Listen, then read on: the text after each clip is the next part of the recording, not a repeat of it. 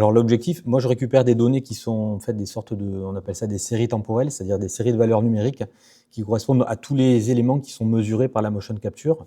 Donc c'est cette espèce de fichier qui est très complexe, très long, où on a en fait des coordonnées tridimensionnelles des différents points qui sont mesurés.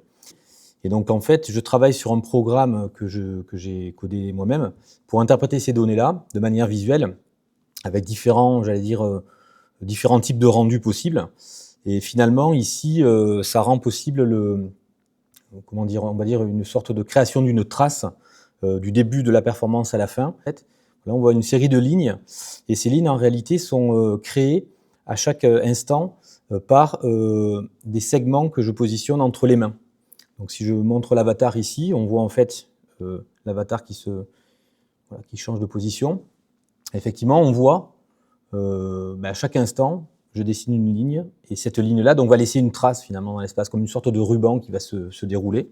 Donc moi, ce que je fais simplement, c'est que je travaille sur ces visuels pour qu'ils représentent les deux captures qui ont été faites hier, ou captures futures. Et donc, moi, j'ai à peu près 16 minutes de capture. Et donc, je sais qu'à un certain moment du spectacle, ça va être projeté de différentes manières en utilisant ces différents moyens de visualisation. Donc là, en fait, le programme interprète déjà les données de manière très fluide. Donc, encore une fois, pourquoi j'ai créé un programme spécifique, alors on pourrait imaginer qu'il en existe, simplement parce qu'on veut avoir vraiment la main sur l'interprétation visuelle de ces données de A à Z. Et donc, il n'existe pas de programme spécifique qui va faire ce genre de choses. Donc, on a créé ce programme-là.